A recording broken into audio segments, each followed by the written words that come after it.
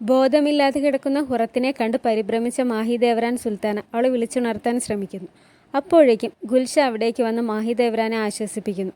അതുവഴി വന്ന നിഗാർ കാഫ ഇത് കണ്ട് ദായ ഹാത്തൂനെയും സുംബുലാഗയെയും വിവരം അറിയിക്കുന്നു. അവരും അങ്ങോട്ടേക്ക് ഓടി വരുന്നു. മാഹിദേവ്രാൻ സുൽത്താനയെ ഗുൽഷ ബലമായി അവിടുന്ന് പിടിച്ചുകൊണ്ട് പോകുന്നത് അവർ കാണുന്നുണ്ട്. നിലത്ത് ബോധമില്ലാതെ ചോരയൊലിച്ച് കിടക്കുന്ന ഹുറത്തിനെ കണ്ട് സുംബുൽ പറയുന്നു, ദൈവമേ, ഇവൾ മരിച്ചോ? ദായ ഹാത്തൂൻ തൊട്ടു നോക്കിയിട്ട് പറയുന്നു, ഇല്ല, ജീവനുണ്ട്. വേഗം ഫിസിഷ്യനെ വിളിക്കാം, ഇബ്രാഹിമിനെയും അറിയിക്കാം. നിഗാർ കാഫ പറഞ്ഞു, വേണ്ട, ഇവളെ അവളുടെ ചേംബറിലേക്ക് കൊണ്ടുപോവാം. ആരും ഇത് കാണണ്ട, ദായ ഹാത്തൂൻ പറയുന്നു. സുൽത്താൻ സുലൈമാൻ ഇബ്രാഹിമിനോട് പറയുന്നു, ഞാൻ മാഹിദേവ്രാനെ ഒന്ന് കണ്ടിട്ട് വരാം. ഇന്നത്തെ കൗൺസിൽ മീറ്റിംഗ് മാറ്റിവെക്കണോ? ഇബ്രാഹിം ചോദിച്ചു. വേണ്ട, ഇന്നത്തെ കൗൺസിൽ മീറ്റിംഗ് ഒരു ചരിത്ര സൃഷ്ടിക്കുള്ള തുടക്കമാണ്. നമ്മുടെ ശത്രുക്കളെയും മിത്രങ്ങളെയും എല്ലാം നമുക്ക് നമ്മുടെ പവർ കാണിച്ചു കൊടുക്കണം. ഞാൻ പോയിട്ട് വരാം ഇബ്രാഹിം. സുൽത്താൻ അദ്ദേഹത്തിൻ്റെ ഹെറത്തിലേക്ക് പോകുന്നു.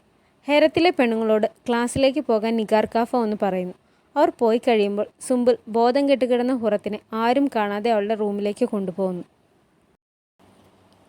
ദായ ഹാത്തുൻ വാലിദ സുൽത്താനെ കാര്യങ്ങൾ അറിയിക്കുന്നു. മാഹിദേവ്രാൻ സുൽത്താനയ്ക്ക് മിസ്കാരേജ് ആയി. മാഹിദേവ്രാൻ വിഷമിക്കുന്നുണ്ടാവുമെന്ന് പറഞ്ഞ് വാലിദ സുൽത്താന പോകാൻ ഒരുങ്ങുമ്പോൾ മാഹിദേവ്രാൻ ഹുറത്തിനെ തല്ലിയെന്നും ദായ ഹാത്തുൻ പറയുന്നു. അത് കേട്ട വാലിദ സുൽത്താനയ്ക്ക് ദേഷ്യം വരുന്നു. സുൽത്താൻ സുലൈമാൻ മാഹിദേവ്രാൻ സുൽത്താനയുടെ റൂമിലെത്തിയപ്പോൾ അവിടെ കാവൽ നിന്നിരുന്ന 2 പെണ്ണുങ്ങൾ പുറത്തേക്ക് ഇറങ്ങുന്നു. അയാൾ അവളുടെ അടുത്തിരുന്നു. സുലൈമാനെ കണ്ടപ്പോൾ മാഹിദേവ്രാൻ എണീറ്റിരുന്ന് കരയാൻ തുടങ്ങി. കരയണ്ട, സാരമില്ല എന്ന് പറഞ്ഞ് അയാൾ അയാളുടെ ഹാങ്കർചീഫ് കൊണ്ട് അവളുടെ കണ്ണ് തുടച്ചു കൊടുത്തു. ഭാവിയിൽ നമുക്ക് ഒരുപാട് കുട്ടികളുണ്ടാവും. ഇപ്പോൾ ഇതായിരിക്കും അള്ളാഹുവിൻ്റെ തീരുമാനം. വിഷമിക്കേണ്ട. മുസ്തഫ ഇതറിഞ്ഞോ? ഇല്ല. സാരമില്ല, ഞാൻ അവനോട് പറഞ്ഞോളാം. നീ വിഷമിക്കാതെ ഇരിക്കുക. എനിക്ക് കൗൺസിൽ മീറ്റിങ്ങിന് പോകാൻ നേരമായി. ഞാൻ പോകട്ടെ. അയാൾ അവളുടെ നെറ്റിയിൽ ചുംബിച്ചിട്ട് പോകുന്നു. മാഹിദേവ്രാൻ കരഞ്ഞുകൊണ്ട് ആലോചിച്ചിരിക്കുന്നു. സുംബുലാഗയും നിഗാർ കാഫയും കൂടി ഹുറത്തിനെ അവളുടെ ചേംബറിൽ കൊണ്ടുവന്ന് കിടത്തുന്നു. പാവം പെണ്ണ്, അവളെ കുറേ ഉപദ്രവിച്ചിട്ടുണ്ട്. ഒരു ഡോക്ടറെ വിളിക്കണം സുംബുലാഗ. ദായ ഹാത്തൂൻ പറഞ്ഞാൽ നീ കേട്ടില്ലേ? ഇത് നമ്മൾ ഒതുക്കി തീർക്കണം. കുറച്ച് ശുദ്ധമായ പച്ചവെള്ളം എടുത്ത് ഒരു തുണി മുക്കി തുടച്ചാൽ മതി. അയ്യോ, അവൾ സുൽത്താൻ സുലൈമാൻ്റെ പ്രിയപ്പെട്ടവളാണ്. അവൾക്ക് എന്തെങ്കിലും സംഭവിച്ചാൽ നമ്മൾ ഉത്തരവാദികളാവും. ഇത് ചെയ്തത് മാഹിദേവ്രാൻ സുൽത്താനെയാണെങ്കിൽ തല പോകുന്നത് നമ്മുടെയാവും. എനിക്കിപ്പോൾ ഇവർ പറയുന്നതേ കേൾക്കാനാവും നിഗാർ കാഫ. നീ ചെന്ന് ദായ ഹാത്തൂനോട് പറ. സുലൈമാൻ, സുലൈമാൻ, ഹുറം അവിടെ കിടന്ന് പിറുപിറുത്തുകൊണ്ട് വിളിക്കുന്നു. ഹതീജ സുൽത്താന മാഹിദേവ്രാൻ സുൽത്താനെ ആശ്വസിപ്പിക്കുന്നു. വിഷമിക്കേണ്ട, നമുക്ക് ഷഹസാദ് മുസ്തഫയുണ്ടല്ലോ, അവനെ നന്നായി നോക്കാം. നിനക്ക് ഇനിയും കുട്ടികളുണ്ടാവും മാഹിദേവ്രാൻ. ഞാൻ ഈ കുഞ്ഞിനെ ഒരുപാട് ആഗ്രഹിച്ചിരുന്നു സുൽത്താന. രണ്ടാമതൊരു കുഞ്ഞിനു വേണ്ടി ഞാൻ ഒരുപാട് ശ്രമിച്ചു. ഇനി എനിക്കിതിനുള്ള ഭാഗ്യമുണ്ടാവുമോ എന്ന് സംശയമുണ്ട്. വാലിദ സുൽത്താന അങ്ങോട്ട് വരുന്നു. എണീക്കാൻ പോയ മാഹിദേവ്രാനോട് അവിടെ കിടന്നോളാൻ പറയുന്നു. ഹദീജ സുൽത്താനയോട് മുസ്തഫയെ പോയി നോക്കാൻ പറഞ്ഞു വിടുന്നു. കുറച്ചു നേരം മാഹിദേവ്രാനെ നോക്കി നിന്നിട്ട് വാലിദ സുൽത്താന പറയുന്നു, എന്ത് നാണം കെട്ട പ്രവൃത്തിയാണ് നീ ചെയ്തത്? ഭാഗ്യത്തിന് മറ്റാരും അറിഞ്ഞിട്ടില്ല. നീ എന്താ ഇങ്ങനെ പെരുമാറുന്നത്? മറ്റുള്ള പെണ്ണുങ്ങളുമായി വഴക്കടിക്കുന്നു. നീ ഒരു ഹസേക്കി സുൽത്താനയാണ്, ഷഹസാദിൻ്റെ അമ്മയാണ്. നിനക്ക് നാണമില്ലേ? ഞാൻ എൻ്റെ ചേംബറിലേക്ക് പോവുകയായിരുന്നു. അപ്പോൾ അതുവഴി അവൾ വന്നു. എന്നിട്ട് പറയുക, ഞാൻ ഇവിടുത്തെ എല്ലാവരെയും ഓടിക്കും, നിന്നെയും നിൻ്റെ മോനെയും വാലിദ സുൽത്താനെയും എല്ലാവരെയും. അത് കേട്ടപ്പോൾ എനിക്ക് സഹിക്കാൻ സാധിച്ചില്ല. മാഹിദേവ്രാൻ പറയുന്നു. നിർത്തിക്കോ, ഇനി ഇതാരോടും പറയണ്ട, വാലിദ സുൽത്താന ദേഷ്യത്തിൽ പറയുന്നു. എന്നിട്ട് ആലോചിച്ച് നിൽക്കുന്നു. കൗൺസിൽ മീറ്റിങ്ങിനെത്തിയ സുൽത്താൻ സുലൈമാൻ ദൂരെ നിന്നും എത്തിച്ചേർന്ന പാഷമാരുമായി സംസാരിക്കുന്നു. ലാല കാസിം പാഷ, ഞങ്ങൾ അങ്ങേ വെയിറ്റ് ചെയ്തിരിക്കുകയായിരുന്നു. അങ്ങേക്ക് സുഖമാണോ? സുഖമിങ്കാരം. പ്രായമായി വരുന്നതിൻ്റെ ചില ബുദ്ധിമുട്ടുകളുണ്ട്. അങ്ങയുടെ ഇത്രയും കാലത്തെ അനുഭവ സമ്പത്ത് ഞങ്ങൾക്ക് വളരെ വിലപ്പെട്ടതാണ്, സുലൈമാൻ പറയുന്നു. കൗൺസിൽ മീറ്റിംഗ് പ്രാർത്ഥനയോടെ തുടങ്ങുന്നു. നമ്മൾ ഓട്ടോമാൻ സാമ്രാജ്യത്തിൻ്റെ ചരിത്രത്തിലെ വലിയൊരു ദൗത്യത്തിന് തുടക്കം കുറിക്കുകയാണ്. അമുസ്ലിം ഹംഗേറിയൻ കിങ് ലൂയിസ് രണ്ടാമൻ നമ്മൾ അയച്ച ദൂതനെ കൊന്ന് അദ്ദേഹത്തിൻ്റെ തല ഇങ്ങോട്ടേക്ക് അയച്ചിരിക്കുന്നു. നമ്മൾ ആവശ്യപ്പെട്ട നികുതി തരാൻ വിസമ്മതിക്കുകയും ചെയ്തു. അതിനുള്ള തിരിച്ചടി കൊടുത്തേ മതിയാവും. നമ്മൾ യുദ്ധം ചെയ്യാൻ തീരുമാനിച്ചു. ബഹുമാനപ്പെട്ട ഇസ്ലാമിക പണ്ഡിതനോടും എൻ്റെ പാഷമാരോടും ഞാൻ ഇതേക്കുറിച്ച് അഭിപ്രായം ചോദിക്കുന്നു. ഇസ്ലാമിക പണ്ഡിതൻ പറയുന്നു, ലൂയിസ് രണ്ടാമൻ ചെയ്തത് തെറ്റാണ്. അയാൾ ഓട്ടോമാൻ സാമ്രാജ്യത്തെയും സുൽത്താൻ സുലൈമാനെയും ഈ ഇസ്ലാമിക ഭരണകൂടത്തെയും അപമാനിച്ചിരിക്കുന്നു. അതിനെതിരെ യുദ്ധം ചെയ്യുക എന്ന തീരുമാനം വളരെ ശരിയായ ഒന്നാണ്. പാഷമാരും അത് അംഗീകരിക്കുന്നു. ഇത് കേട്ടുകൊണ്ട് പുറത്തു നിന്ന ഇബ്രാഹിമും തലയാട്ടുന്നു. നമ്മുടെ ശത്രുക്കളുടെ ശക്തി തിരിച്ചറിയാനുള്ള ഒരു അവസരം കൂടിയാണിത്, സുൽത്താൻ സുലൈമാൻ പറഞ്ഞു. ഹംഗറിയിലെ ബുദ പാലസിൽ കിങ് ലൂയിസ് രണ്ടാമൻ സംസാരിക്കുന്നു. നമ്മൾ അവരെ തകർത്ത് കളയും. ആ കൊച്ചു പയ്യന് അവൻ്റെ കൊട്ടാരം വിട്ട് പുറത്തിറങ്ങാൻ തന്നെ ഭയം കാണും. യൂറോപ്പിലുള്ള എല്ലാ രാജാക്കന്മാരും ഒരുമിച്ച് നിൽക്കുമ്പോൾ അവനൊന്നും ചെയ്യാനാവില്ല. വത്തിക്കാനിൽ നിന്നും എന്തെങ്കിലും വാർത്ത വന്നിട്ടുണ്ടോ? കിങ് ലൂയിസിൻ്റെ സഹായി പറയുന്നു. വത്തിക്കാൻ നമ്മളെ അംഗീകരിച്ചിട്ടില്ല. ഓട്ടോമൻ ദൂതൻ്റെ തല വെട്ടിയത് ശരിയായില്ല എന്നാണ് അവർ പറയുന്നത്. ഈ രാജ്യം ഭരിക്കുന്നത് ഞാനാണ്. അതിൽ വത്തിക്കാനൊന്നും പറയേണ്ടതില്ല. അവർ സ്വർഗത്തിൻ്റെയും നരകത്തിൻ്റെയും കാര്യം നോക്കിയാൽ മതി. അവരുടെ സ്വർഗത്തിൽ നിന്നും അവരെന്നെ ഒഴിവാക്കട്ടെ. എനിക്ക് പ്രശ്നമില്ല. ഒരു പെണ്ണ് ഹുറത്തിനെ വെള്ളം മുക്കി തുടപ്പിച്ചു കൊടുക്കുന്നു. ദായ ഹാത്തൂനും സുംബുലാഗയും നിഗാർ കാഫെ ഇത് നോക്കി നിൽക്കുന്നു. നമുക്കിതിങ്ങനെ ഒളിപ്പിച്ചു വെക്കാനാവില്ല ദായ ഹാത്തൂൻ. അവൾ മരിച്ചു പോയാൽ എന്ത് ചെയ്യും? നിഗാർ കാഫ പറയുന്നു. അള്ളാ, അവളെ കാക്കണേ. ഇങ്ങനെയൊന്നും പറയില്ല നിഗാർ കാഫ, ദായ ഹാത്തൂൻ പറയുന്നു. അവൾ പറയുന്നതിൽ കാര്യമുണ്ട്. ഇബ്രാഹിമിനെങ്കിലും അറിയിക്കുന്നതാണ് നല്ലത്, സുംബുലാഗ പറയുന്നു. രണ്ടുപേരും കൂടി എന്നെ ദേഷ്യം പിടിപ്പിക്കരുത്. ഞാൻ പറഞ്ഞു മറ്റാരും ഇത് അറിയണ്ട എന്ന്. ആരെയും ഈ റൂമിലേക്ക് കയറ്റണ്ട. ആയിഷയുടെ കാര്യം എന്ത് ചെയ്യും? അവൾ ഇവിടെയാണ് താമസിക്കുന്നത്, സുംബുലാഗ ചോദിച്ചു. അവളെ മറ്റെവിടേക്കെങ്കിലും മാറ്റാം. ഹുറം വേദന കൊണ്ട് കരയുന്നു. സുംബുലാഗ കിച്ചണിൽ ചെന്ന് പച്ച ഇറച്ചി മുറിച്ചുകൊണ്ടൊന്ന് ഹുറത്തിൻ്റെ മുഖത്ത് വെച്ചിട്ട് പറയുന്നു, ഇത് മുറിവുണങ്ങാൻ നല്ലതാണ്. ഹുറത്തിനെ നോക്കാൻ ഗുൽഷ വരുമ്പോൾ ദായ ഹാത്തൂൻ അവളെ വഴക്ക് പറഞ്ഞു ഓടിക്കുന്നു. ക്ലാസ് കഴിഞ്ഞ് വരുമ്പോൾ ഹുറത്തിനെ കാണാത്തതുകൊണ്ട് മരിയ നിഗാർ കാഫിയോട് ചോദിക്കുന്നു. ഹുറത്തിനെ ഇവിടെ എങ്ങും കണ്ടില്ലല്ലോ. അവൾ എവിടെയുണ്ടെന്ന് പറയൂ പ്ലീസ്. അവൾക്ക് എന്തെങ്കിലും സംഭവിച്ചോ? നീ നിന്റെ കാര്യം നോക്കി പോ മരിയ. എനിക്ക് നിന്നോടൊന്നും പറയേണ്ട കാര്യമില്ല. ഇത് കേട്ട മരിയ ഒന്നും മിണ്ടാതെ പോകുന്നു. എന്നിട്ട് ഓടി ഹുറത്തിൻ്റെ റൂമിലേക്ക് കയറാൻ പോകുമ്പോൾ ദായ ഹാത്തൂൻ വന്ന് അവളെ വഴക്ക് പറഞ്ഞു ഓടിക്കുന്നു. സുൽത്താൻ സുലൈമാനും ഇബ്രാഹിമും കൂടി പാലസ് ഗാർഡനിൽ നിന്ന് സംസാരിക്കുന്നു. ഇബ്രാഹിം പറയുന്നു, ലോഹശാലയിൽ നിന്ന് മെസ്സേജ് വന്നു. അവർ യുദ്ധത്തിനുള്ള എല്ലാ സാമഗ്രികളും ഒരുക്കി കഴിഞ്ഞു. നല്ലത്. എന്നാണ് നമ്മൾ അവിടെ പോകുന്നത് ഇൻകാരം? ഇപ്പോൾ. വേഷം മാറി പോകാനാണോ? അതെ, നമ്മൾ ജാഗ്രതയോടെ വേണം പോകാൻ. ഹദീജ സുൽത്താനും മുസ്തഫയെയും കൊണ്ട് അങ്ങോട്ടേക്ക് വരുന്നു. സുലൈമാൻ മുസ്തഫയെ എടുക്കുന്നു. ബാബാ, എനിക്ക് യുദ്ധത്തിന് വരണം. അയ്യോ, അത് പറ്റില്ല. മുസ്തഫ കൂടി വന്നാൽ പാലസ് ആര് നോക്കും? അമ്മയെ ആര് നോക്കും? അതുകൊണ്ടാണോ അമ്മ കരയുന്നത്? സുലൈമാൻ മുസ്തഫയെയും കൊണ്ട് മാറിപ്പോകുന്നു. മാഹിദേവരൻ സുൽത്താന അബോഷനായത് മുസ്തഫയോട് പറഞ്ഞു മനസ്സിലാക്കുന്നു. ഹദീജ സുൽത്താനയും ഇബ്രാഹിമും പരസ്പരം നോക്കുന്നു. നിങ്ങൾ എപ്പോഴാണ് യുദ്ധത്തിന് പോകുന്നത്? പ്രിപ്പറേഷൻസ് ഒക്കെ കഴിഞ്ഞാൽ പോകും. അധികം താമസിക്കില്ല. അള്ളാഹു നിങ്ങളെ സംരക്ഷിക്കട്ടെ. എൻ്റെ പ്രാർത്ഥന എപ്പോഴും നിങ്ങളോടൊപ്പം ഉണ്ടാവും.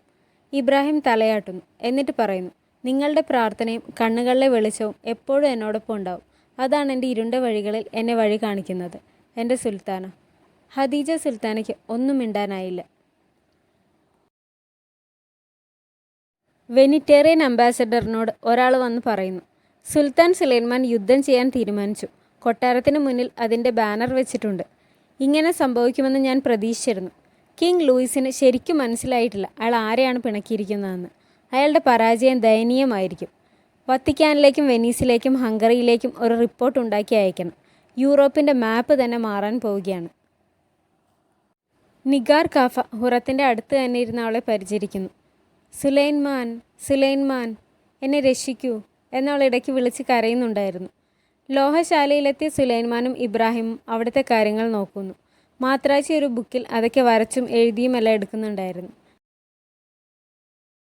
ഹദീജ സുൽത്താനയും ഗുൽഫാമും സംസാരിക്കുന്നു. ഇബ്രാഹിം യുദ്ധത്തിന് പോവുകയാണ്. എനിക്കവനെ നഷ്ടപ്പെടുമോ എന്ന് ഭയമാവുന്നു. ഇല്ല, ഇബ്രാഹിമിന് ഒരു പോറൽ പോലും ഏൽക്കാതെ ഇവിടെ തിരിച്ചെത്തും. വന്നു കഴിഞ്ഞാൽ നിങ്ങളുടെ കല്യാണം, ഗുൽഫാം പറയുന്നു. അയ്യോ, പതുക്കെ പറ. വാലിദയും ഇൻകാരവും കേട്ടാൽ പ്രശ്നമാവും. എന്ത് പ്രശ്നം? വാലിദ സുൽത്താനയ്ക്ക് സന്തോഷമാവും.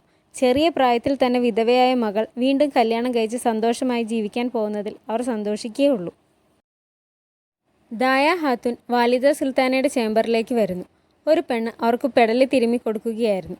വരൂ ദായ, എനിക്ക് വീണ്ടും പെടലി വേദന തുടങ്ങി. തടവുമ്പോൾ കുറച്ച് ആശ്വാസം കിട്ടുന്നുണ്ട്. മനസ്സിൻ്റെ സ്ട്രെസ് ശരീരത്തെയും ബാധിക്കും സുൽത്താന, ദായ ഹാത്തൂൻ പറയുന്നു. വാലിദ സുൽത്താന തലയാട്ടുന്നു. എന്താ ദായ, എന്തെങ്കിലും പറയാനുണ്ടോ? ദായ ഹാത്തൂൻ അവരുടെ പെടലി തിരുമ്മിക്കൊണ്ടിരുന്ന പെണ്ണിനെ നോക്കി. വാലിദ സുൽത്താന ആ പെണ്ണിനെ പുറത്തേക്ക് വിടുന്നു. ഓക്കെ, ഇപ്പോൾ ഇത് മതി, പൊക്കോ. അവർ പുറത്തിറങ്ങി കഴിയുമ്പോൾ ദായ ഹാത്തൂൻ പറയുന്നു, ഡോക്ടർ വന്ന് അവളെ പരിശോധിച്ചു. അവൾ സുഖമായി വരുന്നുണ്ട്. ആ ചേംബറിലേക്ക് ആരെയും കടത്തിവിട്ടിട്ടില്ല. നിഗാർ കാഫ മാത്രമേ ഉള്ളൂ. എല്ലാം നന്നായി ശ്രദ്ധിച്ച് ചെയ്യൂ ദായ. എത്രയും പെട്ടെന്ന് നമുക്കിത് ഒതുക്കി തീർക്കണം. ഞാൻ നിന്നെ പൂർണ്ണമായും വിശ്വസിക്കുകയാണ്.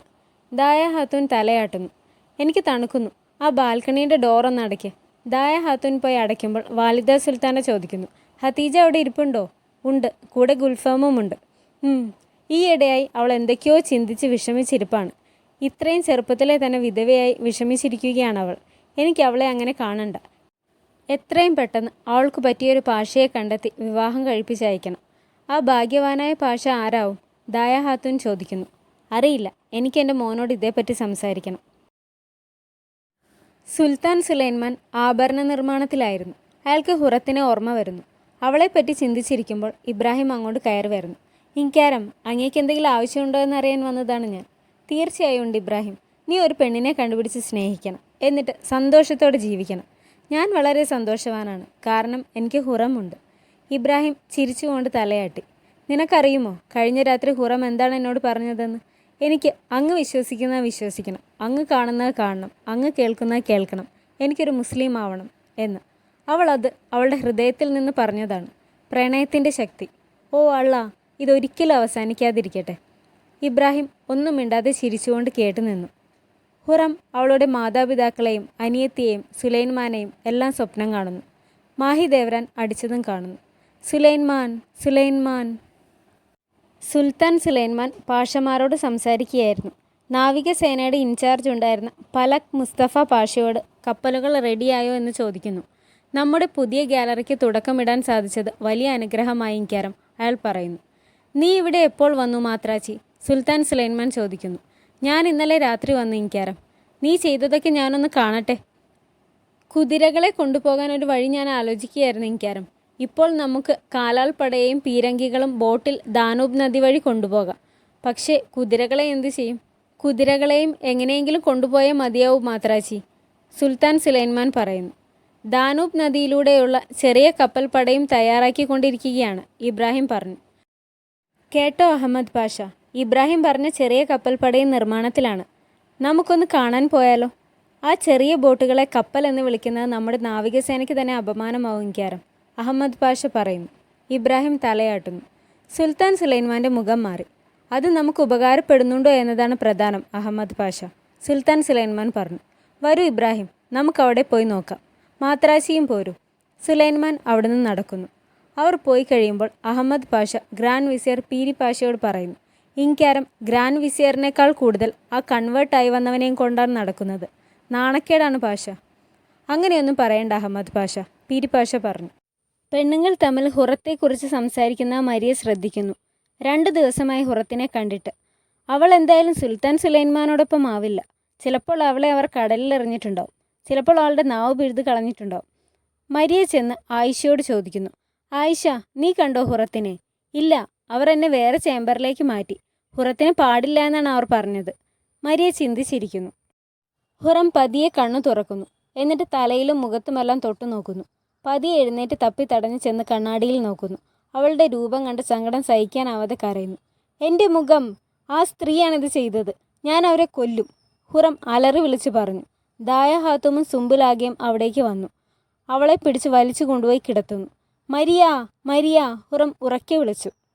അവിടെ കിടക്ക്, ഇവിടെ കിടന്ന് ബഹളം വയ്ക്കരുത്, ദായ ഹാത്തും പറയുന്നു. അവൾ ഖുറാനിലെ പ്രാർത്ഥന ചൊല്ലുന്നു.